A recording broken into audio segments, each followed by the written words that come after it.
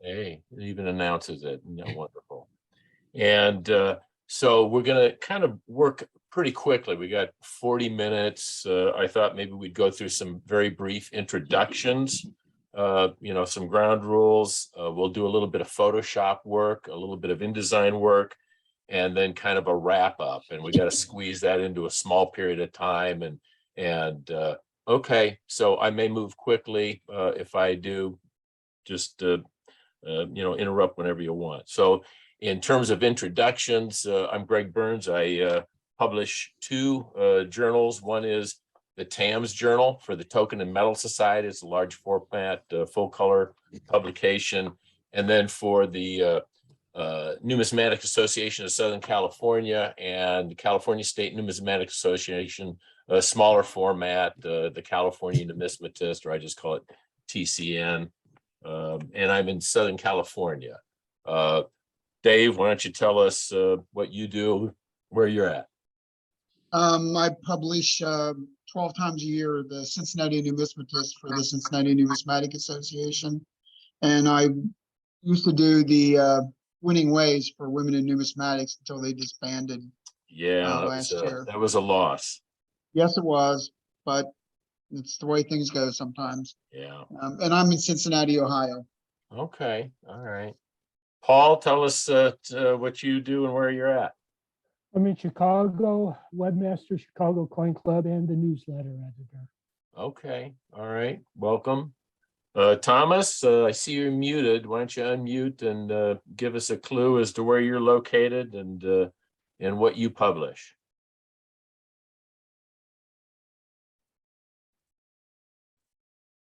I see you're connecting to audio. We'll give you a few seconds here. Hey, this is Tom Case. Yeah, there you're at. Okay, yeah, I publish the, I'm with the Virginia Numismatic Association, and we publish the Virginia Numismatist. It's a quarterly. Okay, all right, 4 times a year. That's just like TCN. Mhm. Right. And Jennifer, tell us, what do you publish and where are you located? Hi, can you hear me? Yes, we can. Okay. We're in Indiana and we just joined, my husband and I joined a club, Richmond is a town nearby, and we've just became their secretary and are going to be doing their newsletter. So it's just a brand new club and brand new newsletter, and we're brand new to it. My condolences on that. And I say that sarcastically. Well, welcome, Jennifer. Let's see, Eric, I jumped over you, I think somehow here, but we're up to you now. How about tell us a little bit? I'm located in Bend, Oregon, and I publish the Nor'Wester quarterly for the Pacific Northwest Numismatic Association. Of course, I also edit the Mentmark for the ANA, although that's more just kind of a club news summary, so it doesn't typically have education articles or that kind of thing like a journal does. Okay, so I do all right. also do that. Well, we got people from all over. And Peter, why don't you tell us what you publish and where you're located? I'm in Bridgewater, New Jersey. I publish just a little club newsletter, I call it, strictly digital.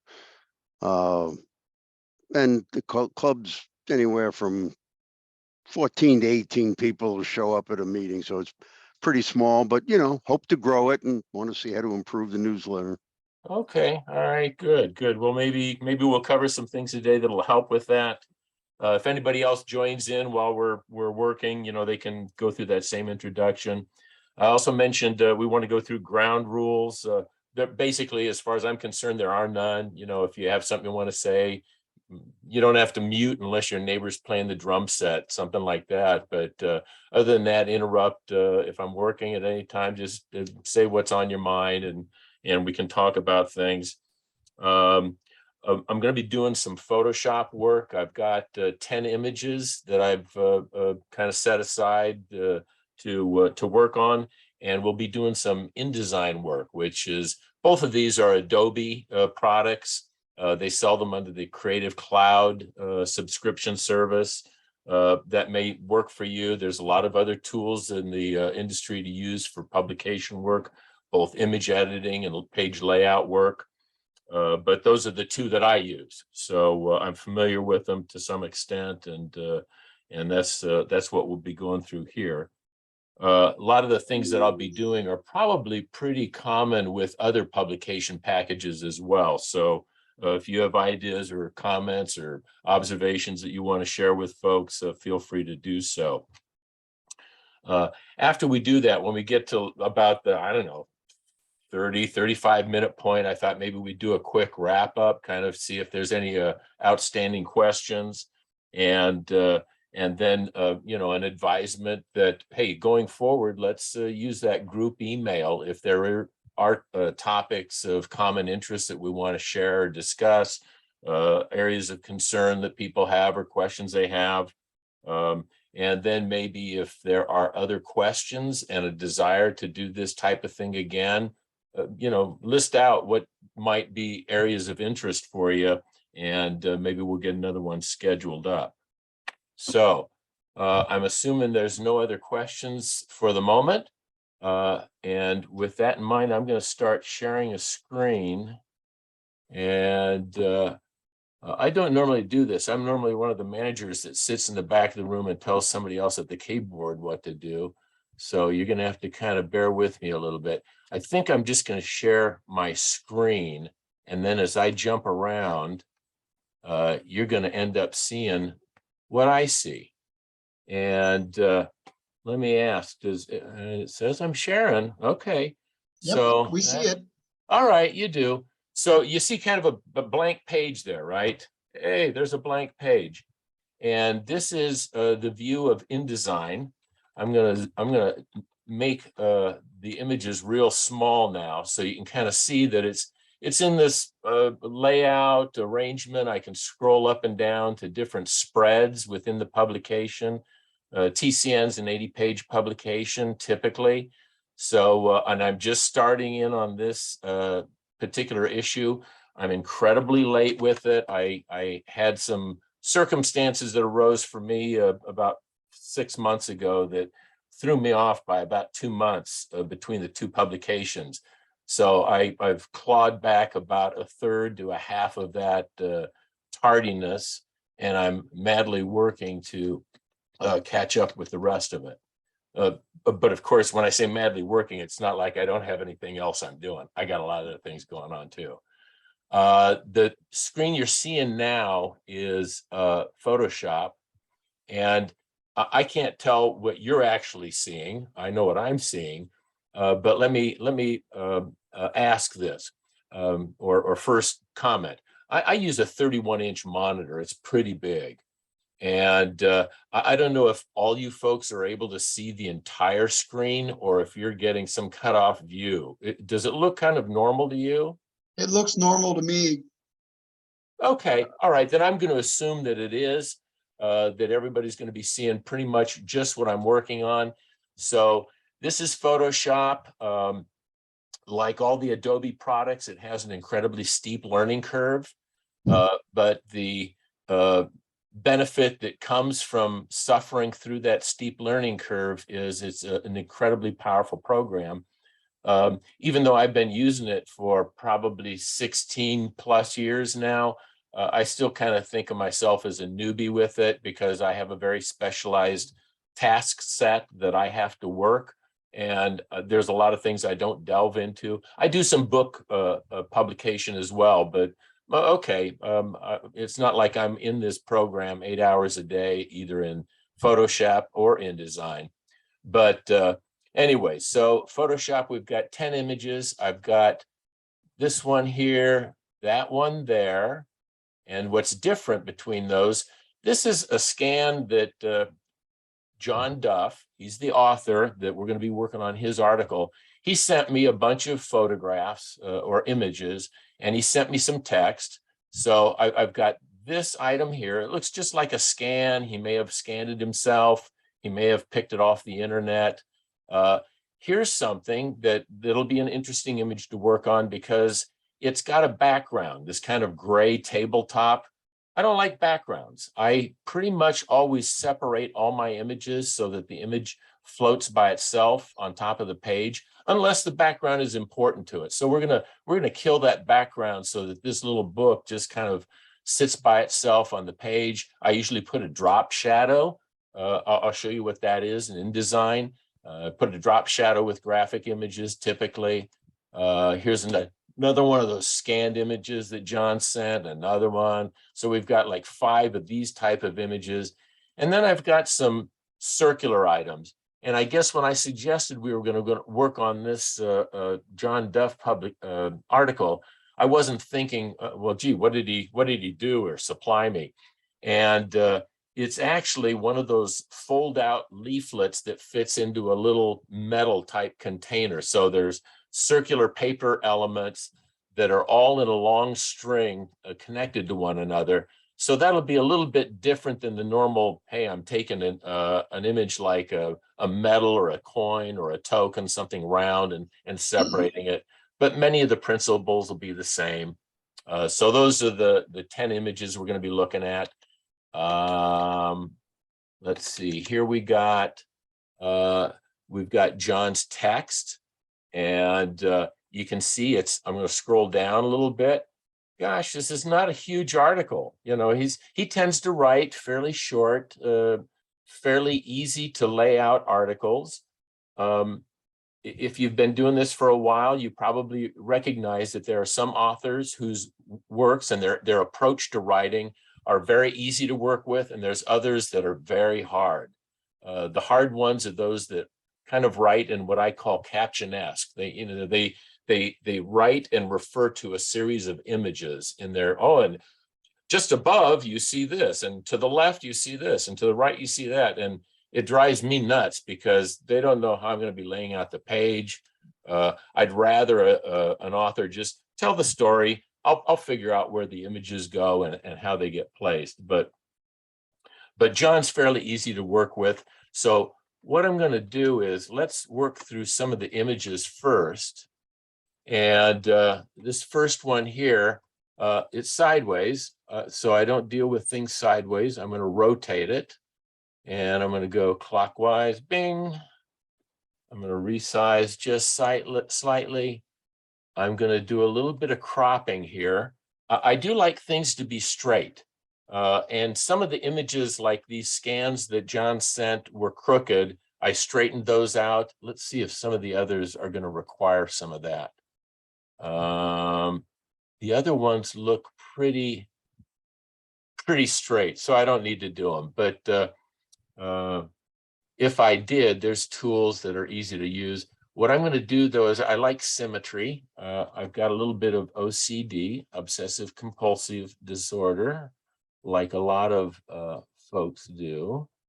And I like things to be kind of symmetrical. So I'm going to trim a little bit around outside this frame that's part of the graphic itself. And that's my final crop. Nothing fancy there. I used the crop tool here in Photoshop to do that cropping. And I see that my thing there is right in front of my tool palette. So what I do next, typically after I do any cropping or straightening of an image, is I adjust the curves. Now, if you look at this image, and here's where I have a benefit that maybe some of you may not. I use a calibrated monitor. I use a device that sits on my monitor on selected times, and I can calibrate it. And I'm going to guess that some of you that are watching this do not have calibrated monitors. I use a color managed workflow. And the reason I do that is because when I take something in that looks a certain way, I want it to look that way when it goes on the outside. When it gets to the final product, I want it to look the same. And part of my background is also photography, a little bit of fine art photography, architectural photography, and industrial forensic photography. So I get real picky sometimes about tonality, sharpness, some of these attributes of images. And you can see here in the central part of this upper image, the building, a lot of that, and I'm gonna zoom in kind of a little bit here. scroll down. A lot of that is kind of, you know, dark and muddy looking. And I don't like dark and muddy looking tones. So I'm going to use this device here, which is an adjustment layer. And I'm going to pick up some of these darker tones a little bit, but I don't want it to get too bright. Like, you know, I can adjust it way over the top here. I'm going to bring it up just about that much. Maybe I'll bring you guys over and drop you there. And if I take and turn that layer on and off, so that's the image right now that we originally started with. And now I've adjusted it. And now you can see maybe a little bit more of these details that were lost in that muddy mess that it looked like before. You know, like some of these trees, you know, for most of you, that looks like a, you know, a black blob and there's no detail there. And now, okay, well, maybe there's a little bit of detail. It's similarly, because it's an adjustment layer on top of the image, it made an adjustment down here on this lower image. We can kind of look and see how that now looks different. You know, there's some muddy areas in the original image that are kind of blocked up and they really don't carry much detail. Okay, so I made that adjustment. Now I've turned it on and you can see a little bit more clarity in terms of what you're looking at there. And I'll make a comment. This is not fine art photography. I'm not going to spend an hour on an image. I don't have time. 100% of the images that I incorporate in my publications go through some kind of a tune-up. Every one of them. I mean, it's incredibly rare for me not to touch them somehow. So if I spend a lot of time on it, I may incorporate. I've had an author submit 130 images for one article. I can't spend an hour on each one. So I go pretty quick, and I guess, you know, sometimes it's good enough. It's good enough. So we've applied this curves adjustment layer. We've taken it from this dark kind of muddy-ish look to a little bit lighter that I think will print better. I'm going to also apply a little bit of sharpening. There's some technical reasons why a lot of images that come out, images that come out don't have a lot of sharpening and why they can benefit from it. I'm not going to go into all of that here, but I'm going to apply a little bit of sharpening. And if you watch this, I don't know if you're going to be able to see this on your screens or not. I'm going to turn this way down, or better yet, let me turn it way up over the top. And let me kind of zoom in a little bit more. So right now, this is quite extreme sharpening, and take a look at what it looks like now on your screen. And I'm going to turn it off. And I see instantly what the change looks like. And I don't know if it translates on your screen or not. So right now, sharpening is turned off. I'm going to turn it on again. Yep. So what's happening is Photoshop looks at adjacent pixels and it says, hey, if they are different enough, I'm going to enhance that difference in a special way, and I'm going to simulate sharpness. That's all that's happening. And it can be overdone. It's a technique. It's specialized. You know, you could spend 5 hours just on a webinar with this stuff, but I have some values that I often use and some levels I often use that I have it set up, and that's what I'm using here. So I've applied the sharpening. I've done it to this, the base image layer, and I'm done with that image. Bing. I'm going to save it. It was originally a JPEG, but because I have that adjustment layer on it, Photoshop knows that I'm going to have to save it as a PSD file. So I have a folder here on my drive for John's article for those edited images, and bing, I put it there. I'm going to do the same thing here with this one. Sorry, I'm going to move you guys back over this side again so I can look at this. The image looks okay. I guess I could screw with it, but again, good enough is sometimes just good enough. I'm going to crop just a little bit here. Good enough. Let's do a curve adjustment layer. And I don't know, I'm guessing that a lot of you don't know what this, I wonder if I can make that bigger. I can't, sorry. This is a histogram and it shows the values in the image from dark to light. How many pixels are very, very dark, and at this end, how many pixels are very, very light. So I can adjust it in a number of ways. One, I could say, gee, I could lighten it just by doing that, because there's a whole lot of the 256 permitted values, because this is an 8-bit image, that are not being used. So I could kind of stretch things out, or I could just do like I did sort of before and do this sort of thing. Okay. And does that look better to me? It probably does.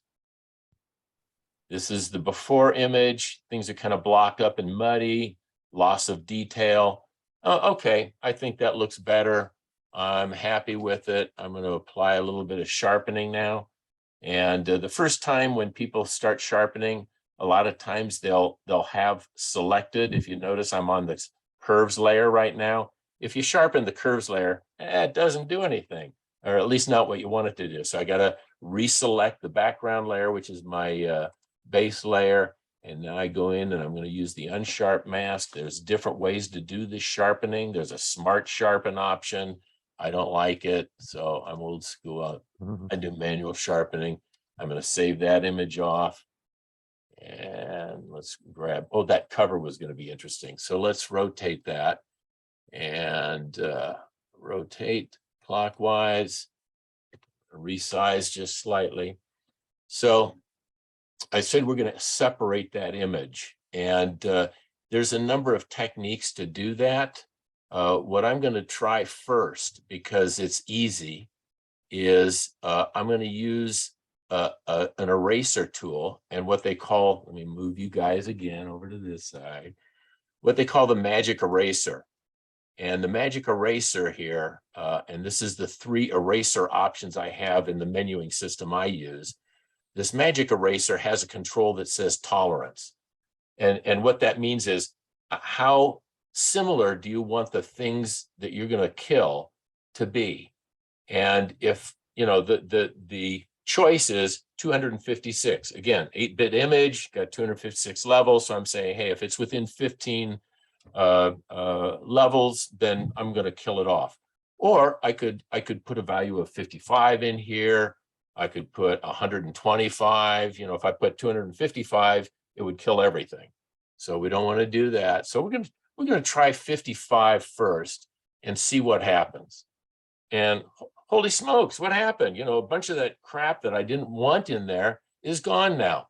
Okay, that's good, but there's still some stuff left. It's mostly on the one side, which I can manually delete, but let's give it another crack over there. And hey, that's not bad. I'm gonna clean that up a little bit with a manual eraser. And I'm gonna zoomify things for you a little bit here. And I'm gonna change my cursor size. And I'm just gonna do some quick touch up. I don't like this stuff. If you're used to using a manual eraser in Photoshop, you know that if you click once and then move to a different spot, hold down the shift key and click again, it just goes from one to the other and strips it all out. And that's just what I wanted. So I'm going to do that.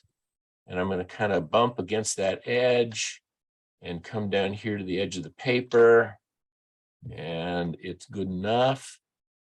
See, we have a little bit of the paper that I've actually deleted. If I wanted to put it back there, it doesn't like what I'm doing there. So I'm not going to worry about that. We're going to just keep doing the manual deletion at this point. I must have changed the image size or something, because it won't let you use an art history brush or a history brush when you do that. So I'm going to come along here and just keep trimming. There's some paper there. I can see it on mine because it's just a little bit different shading. Maybe it makes it through the zoom image, maybe it doesn't.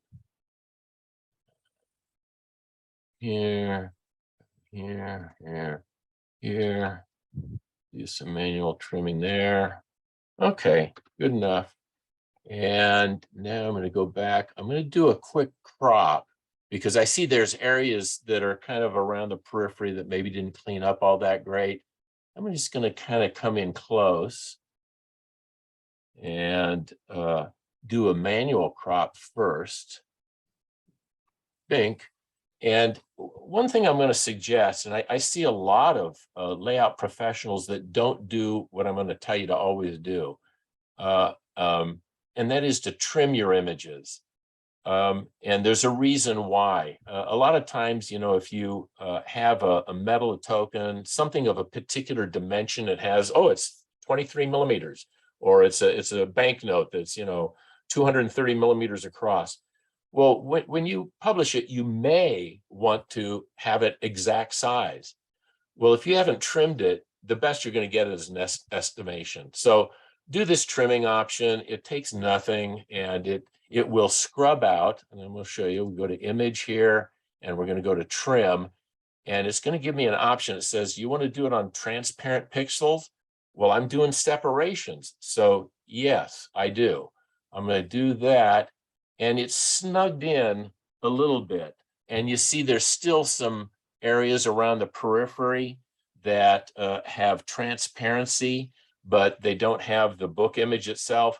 That just means that there's one or two little pixels that when I did that initial magic eraser didn't get scrubbed out. Because I'm not very concerned with size on this one, good enough. I'm just going to use it as is and drive on McDuff. So, but what do I do next? I always adjust tone. So you're going to see two things probably happen here because this is a fairly color-rich image. It's got a lot of red in it. As I do my adjustment with this curve adjustment layer, I normally put what's called, a photographer would call it an S-curve. And if you think of this line here, running out of time. Good God, I can't be. Look at this. We're almost 30 minutes in. You're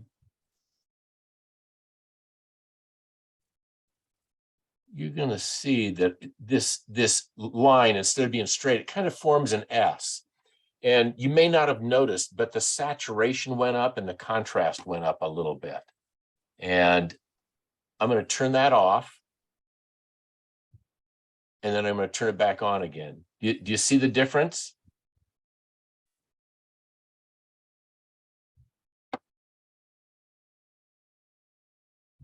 Can you folks tell the difference? Here's with the curve adjustment layer on, and here's where I turned it off. Yep, it shows up. Okay, yeah, big difference to me. So Yep.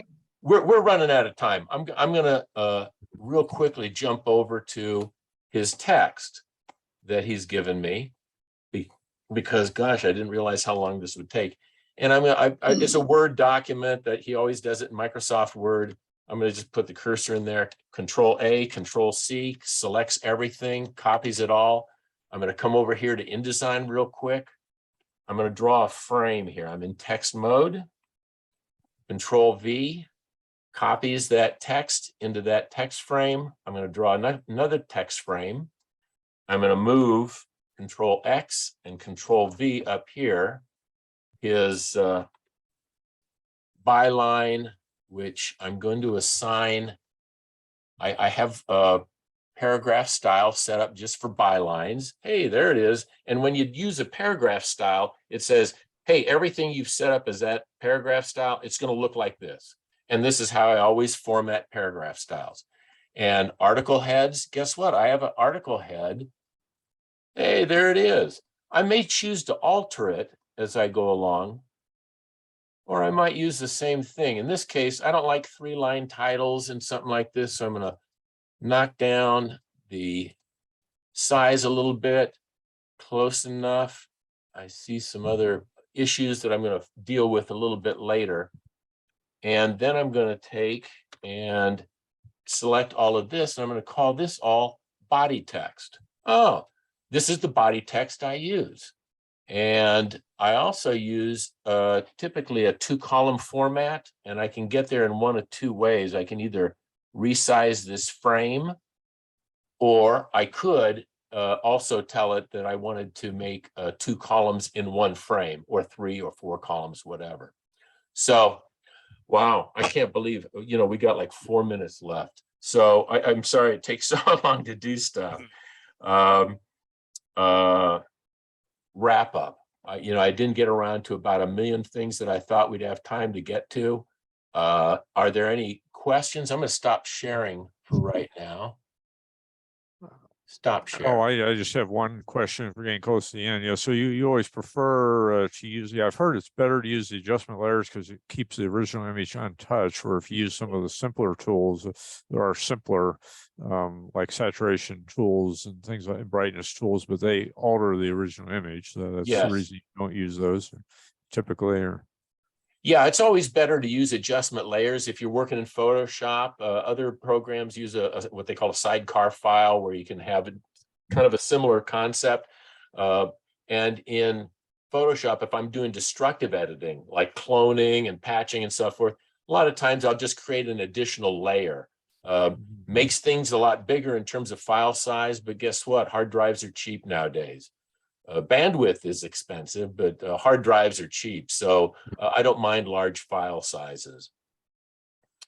Paul, you're a late joiner, I think. So we did introductions real briefly. If you'd like to just tell us what you publish and where you're located in the country. Well, and in that introduction, I wanted to say hi to both yourself, Paul Hybert, and Tom Kays, because you guys have contributed to the Liberty Seated Collectors Club Goldbrecht monthly newsletter, of which I'm the editor of. And I've been kind of out of the realm for a while because of abdominal surgery, but I want to applaud everybody's efforts and the sharing of knowledge in this arena. I think it's great. And there's other editors that we want to tap into. Good sentiments. I think we all agree with that. Well, if there are any questions today, happy to respond to them in the few minutes we have available. Other than that, I'd suggest maybe that if there's an interest, use the group email. Let us everybody know. Let's talk about what we might like to do the next time. I'm going to be pounding this stuff out, image editing and InDesign work constantly for the next 2 or 3 weeks. So easy for me to say, hey, I'll pick a time and schedule something if people have an interest, or if there's other things that we want to, as a group, discuss or look at or share with each other. Let's use the group email to do that. Any concluding questions for today? Yeah, Greg, are you PC or Apple? I'm PC. That's what I Same thought. software is available on both platforms, though, so you can be hardware agnostic. Doesn't matter. Yeah. The layouts on Photoshop look a little different, though, between the two. Yeah. Some of the It looked very familiar, so I thought it was PC. That means you're a Mac guy. No, I said it looked very familiar. Oh, okay. All right. So you're. So yeah, I figured you were PC. So am I. Yeah. So many people are Apple, and when they're doing design work. Yeah, it seems to be like a thing that Apple promoted, putting their hardware in the universities, making a lot of the software either free or heavily discounted to academia and so forth. So they've got a good foothold there. Yep. so do you convert the final product to a PDF to shrink the size so you can send it electronically? Bing, bing, bing. There you go. I work with 2 different printers for the 2 publications. This one is in, where are they located? Ohio. This one here is next door to me in Southern California. And doesn't matter. I've dealt with other printers, and you send them a PDF. They sometimes have specific requirements for how you structure the PDF, but the software kind of handles it all. So it's super easy. And they don't have to have the software that you're using for creation at all. you produce a PDF, you put it up on their FTP site or get it to them somehow, and they print from there. It's a great world compared to what it was, 20 or 30 years ago, pieces of paper flying around, you'd mail things off to people. And Who are the also, are you, go ahead. Oh, I was just going to ask who the printers were that you used. So for Tam's Journal, that's MMP, Toledo, Ohio, Minuteman Press. And then for TCN, I use Leighton Printing. They're in Laverne, California. I've also used JPA, which is Johnson Press of America. They're in Pontiac, wherever it is, Illinois, I Michigan? think. No, I think it's Illinois, Pontiac, Illinois. Okay.